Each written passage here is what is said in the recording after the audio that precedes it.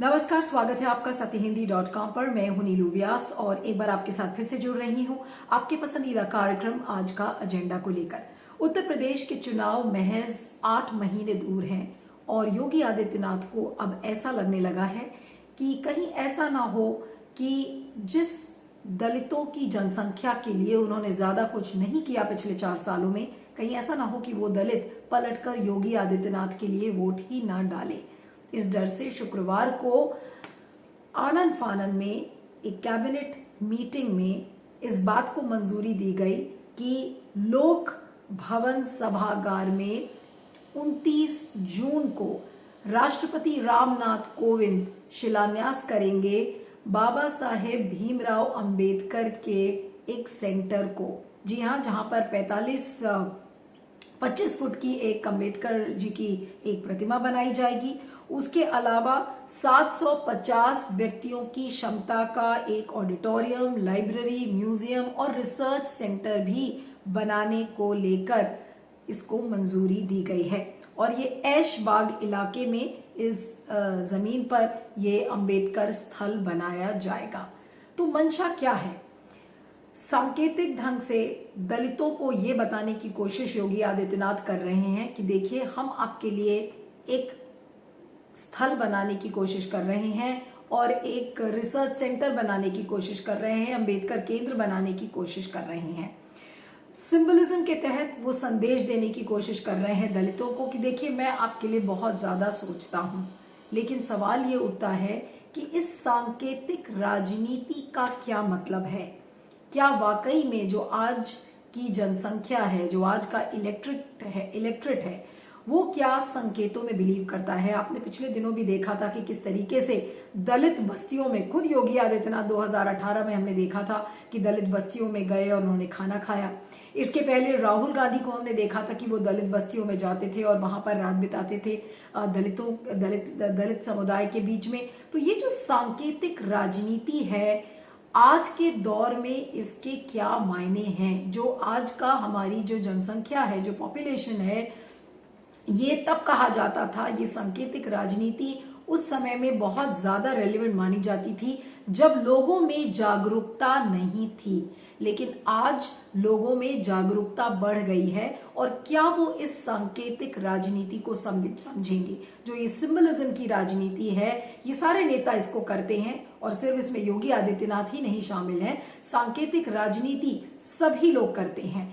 तो आज इस सांकेतिक राजनीति का, और खासकर महामारी के दौर में जब लोगों के पास नौकरियां नहीं है, लोगों के पास खाने को अन्न नहीं है, तो आज इस अंबेडकर केंद्र का लोग क्या करेंगे? और खासकर अगर हम दलितों की बात करें तो ये दलित आज इस अंबेडकर सेंटर से या अंबेडकर स्थल से क्या कुछ पाएंगे? ये एक बड़ा सवाल है।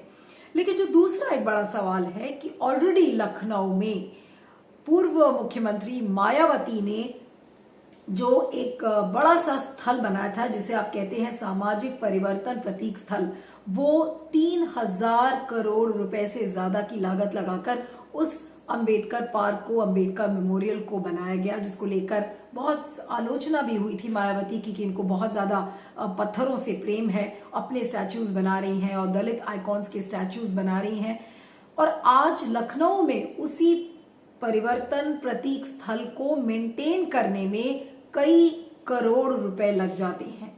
लेकिन सवाल ये उठता है कि आज इसके क्या मायने हैं? ये सिर्फ दलितों की गरिमा को बढ़ाने के लिए, दलितों के सम्मान को बढ़ाने के लिए इस तरीके की राजनीति को अंजाम दिया जाता है। लेकिन इसकी प्रैक्टिकलिटी क्या है, इसकी वास्तविकता क्या है, इसको लेकर आज तमाम सवाल खड़े हो रहे हैं। लेकिन उससे भी बड़ी बात यह है कि यही बीजेपी पहले मायावती को अपोज करती थी कि मायावती स्टैच्यूज क्यों बना रही हैं, इस तरीके के मेमोरियल्स पर पैसा खर्च क्यों कर रही हैं। आज वही सवाल एक बार फिर से बीजेपी से पूछना होगा कि अगर लखनऊ में ऑलरेडी इतना बड़ा अंबेडकर मेमोरियल बना हुआ है, तो फिर से एक अंबेडकर सेंटर बनाने की क्या जरूरत पड़ गई? क्या जो ऑब्जेक्टिव, जो गोल्स, जो उद्देश्य जो मायावती के द्वारा जो बनाया गया स्थल है वो क्या पूरा नहीं कर पा रहा है, और बीजेपी जो एक रिसर्च सेंटर बनाएगा या अंबेडकर सेंटर बनाएगा वो मायावती के बनाए हुए सेंटर से कितना अलग होगा, उसमें ऐसी कौन सी चीज है जो उतनी अलग होगी जो मायावती ने नहीं की। तो यहाँ पर एक तरीके की कंपेटिटिव राजनीति देखने को मिल रही है। आज बीजेपी अपने आप को ये बताने की कोशिश कर रही है कि देखिए मायावती से बेहतर अंबेडकर सेंटर हम आपको बना के देंगे, और ये योगी आदित्यनाथ इस चीज को बता रहे हैं। लेकिन आपको बता दें कि योगी आदित्यनाथ के राज्य में यानी कि उत्तर प्रदेश में दलितों की हालत क्या है, इसके बारे में मैं आपसे थोड़ी देर में बात करूंगी। लेकिन उसके पहले आपको ये बताना चाहती हूं कि अचानक से योगी आदित्यनाथ कई खाली जो नियुक्तियां हैं, जो अभी तक जो पोजीशंस खाली पड़ी थी वो उसको भरने में लग गए हैं। जैसे SC/ST commission, OBC commission, minority commission, लगातार अभी देखने में आया है कि उसको आनन फानन में ये जो सारी पोजीशंस हैं, जो नियुक्तियां थी उनको भरने में लग गए हैं योगी आदित्यनाथ। कहीं ऐसा ना हो कि ये जो माइनॉरिटी पॉपुलेशन है, जो SC/ST और जो दलितों की जो जनसंख्या है, कहीं वो पलट कर ये ना कहे कि आपने हमारे लिए कुछ नहीं किया। तो आनन फानन में एक सांकेतिक राजनीति में योगी आदित्यनाथ बिलीव कर रहे हैं, लेकिन उनकी मंशा यही है कि दलितों को संदेश पहुंचे कि देखिए योगी आदित्यनाथ भी आपके लिए मौजूद हैं। यानी कि दलितों का वोट बैंक साधने के लिए इस काम को किया गया है कि इस अंबेडकर सेंटर को बनाया जा रहा है, जिसका शिलान्यास राष्ट्रपति रामनाथ कोविंद 29 जून को सुबह 11 बजे करेंगे। लेकिन जो देखने वाली जनता है, जो पब्लिक है, वो सब जानती है कि असलियत क्या है। चुनाव पास आ गए, आपको अचानक से दलितों की याद आ गई। इसके पहले 4 साल से दलितों की क्या हालत थी, शायद उसके ऊपर किसी ने कोई ध्यान नहीं दिया। टोकनिज्म के लिए जब अंबेडकर जयंती होती है तो उस पर बड़ा बड़ा भाषण योगी जी जरूर देते हैं कि हम अंबेडकर के मूल्यों को, सिद्धांतों को और उनकी जो शिक्षा पर जो पूरा एम्फेसिस था उसको हमें पूरी चीज आज उसको वास्तविकता में लानी चाहिए। तो भाषण जरूर दिए हैं, लेकिन जो दलितों की हालत है वो बहुत ज्यादा खराब है, जिसके बारे में अब मैं आपको बताऊंगी। तो इस तरीके की सांकेतिक राजनीति की मंशा योगी आदित्यनाथ की सिर्फ एक है कि जो 20.8% की जो दलितों की जनसंख्या है उनके वोट बैंक को साधना, कैसे हम दलितों को लुभाएं और उनके वोट बैंक को अपनी तरफ खींचे। RSS के सरकारवार दत्ता से बोले और बीजेपी के महामंत्री दिग्विजय संतोष और JP नड्डा के साथ जो बैठक हुई और उत्तर प्रदेश में जो खलबली मची पंचायत चुनाव के परिणाम आने के बाद, और ये सिलसिला पूरे 20 जून तक चला। मुख्यमंत्री योगी आदित्यनाथ की पेशी भी दिल्ली में हुई और उनकी मुलाकात प्रधानमंत्री से हुई, अमित शाह से हुई और JP नड्डा से हुई। उसके बाद जो मामला यूपी के विवाद का सुलझा, तब से उत्तर प्रदेश में लगातार सारे खाली पदों पर नियुक्ति का दौर चल रहा है। पहले यूपी बैकवर्ड क्लासेस कमीशन में 4 साल से सारे पद खाली पड़े थे। आनंद फानंद में उसके चेयरमैन को अपॉइंट किया गया, मेंबर को अपॉइंट किया गया। ऐसे ही यूपी SC/ST कमीशन में नियुक्तियां की गई। कल जो है यूपी माइनॉरिटी कमीशन में चेयरमैन और मेंबर अपॉइंट हुए और कल ही कैबिनेट मंत्रिमंडल की बैठक में आनंद फानंद में ये प्रस्ताव पास हुआ कि प्रदेश की राजधानी लखनऊ में ऐशबाग के इलाके में डॉक्टर अंबेडकर कल्चरल सेंटर बनाया जाएगा। ये करीब देखिए, एक डेमोक्रेटिक नेशन स्टेट जिम्मेदारी ये होती है कि वो अपने देश के सभी नागरिकों के जो सिविल राइट्स हैं और उनकी जान माल की संपत्ति की सुरक्षा की गारंटी देता है। उत्तर प्रदेश में दलितों के सिविल राइट्स की स्थिति हमेशा से बहुत खराब थी और 90 के दशक में बहुजन समाज पार्टी के उभार के बाद दलितों में जो सामाजिक, शैक्षणिक और राजनीतिक चेतना आई है, तो उनमें जो अपने आइडेंटिटी को एसर्ट करने की जो उनमें नैतिक साहस आया है, इसके कारण उनका टकराव जो समाज की समझती शक्तियां पहले से मौजूद हैं, जो यथास्थितिवादी हैं, जो इस परिवर्तन को स्वीकार करने को तैयार नहीं है।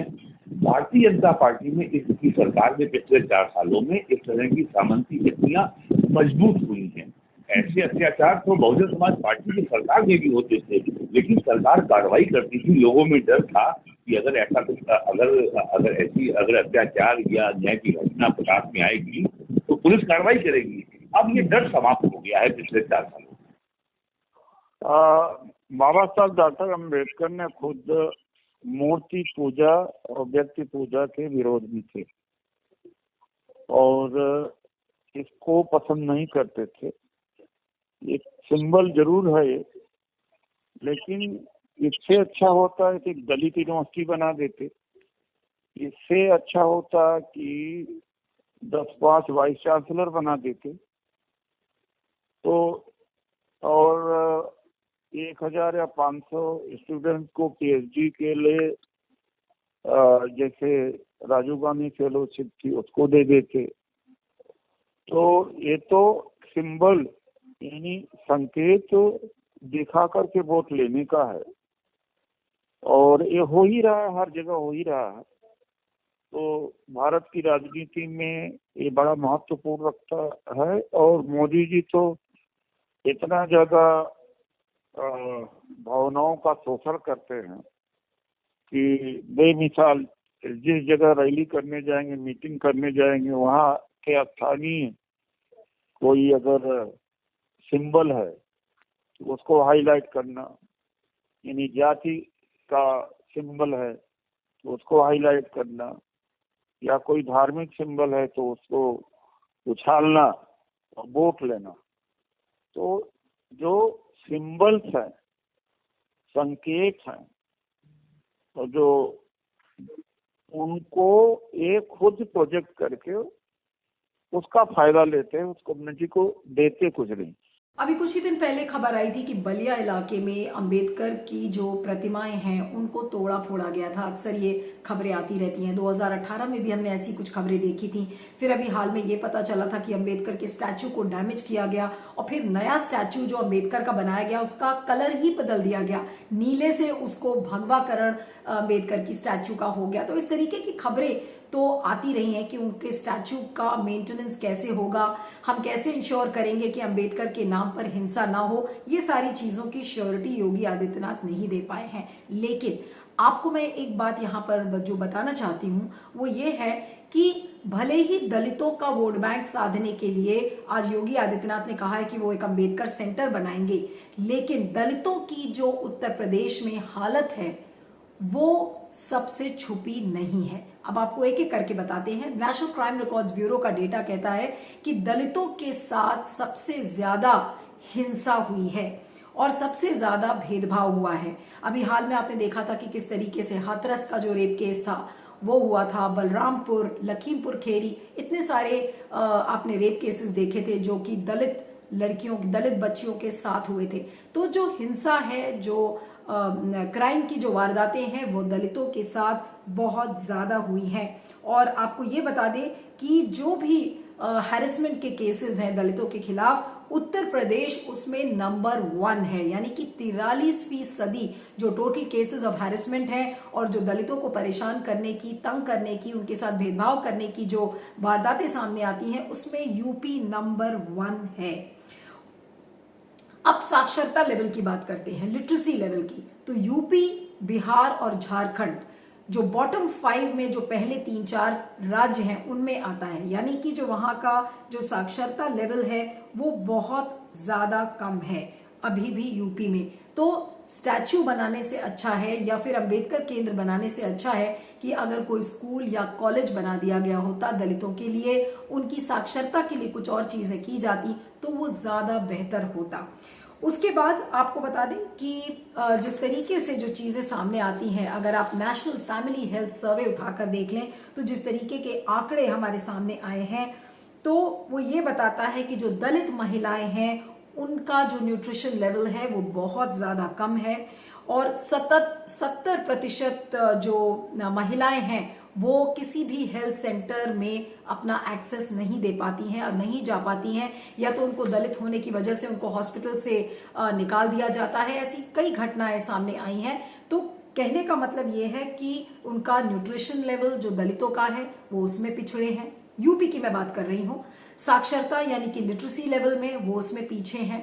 क्राइम रिकॉर्ड्स में सबसे ज्यादा अपराध दलितों के साथ होता है। उत्तर प्रदेश उसका जीता जागता एग्जाम्पल है। तो कहने का मतलब ये है कि जितने भी सोशल इंडिकेटर्स हैं उसमें आज दलित पिछड़े हैं, लेकिन जब चुनाव आता है तो दलितों को यह बताया जाता है कि देखिए, आपकी गरिमा और सम्मान के लिए आपके जो आइकॉन हैं बाबा साहेब भीमराव अंबेडकर जी, उनके लिए हम एक रिसर्च सेंटर बना रहे हैं, उनकी एक प्रतिमा खड़ी कर रहे हैं, जिसकी जब सेंटर बन जाएगा तो उसके बाद स्टूडेंट्स उसमें रिसर्च कर सकेंगे।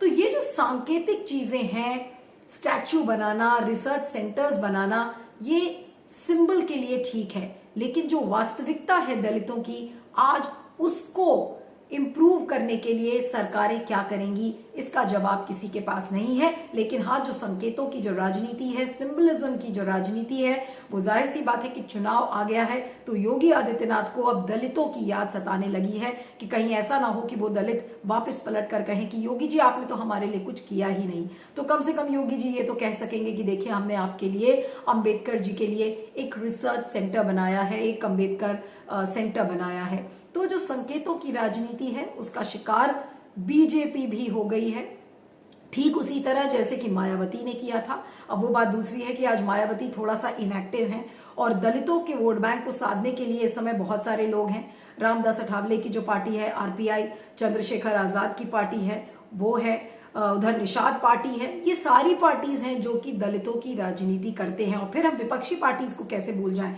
चाहे वो समाजवादी पार्टी हो या फिर बीएसपी अब क्या करेगी आने वाले चुनाव में। तो जो दलितों का वोट बैंक है, 20.8% जनसंख्या यूपी की वो दलित की है, तो एक इंपॉर्टेंट चंक है। और इसका वोट बैंक अपनी तरफ खींचने के लिए आप देख लीजिए कि जो पॉलिटिकल पार्टीज हैं वो क्या क्या नहीं करती। भले ही नाम के लिए एक अंबेडकर सेंटर वो बनाए, वो बात दूसरी है कि दलितों की जो हालत है यूपी में वो बहुत ज्यादा खराब है। और उसके संकेत भी मैंने आपको बताए, उनके पैरामीटर्स कि जितने भी ह्यूमन इंडिकेटर्स हैं उसमें यूपी पीछे है जहां तक दलितों का सवाल है। लेकिन योगी आदित्यनाथ को इससे कोई मतलब नहीं है, चुनाव आ गया है इसलिए दलितों की याद योगी जी को सता रही है।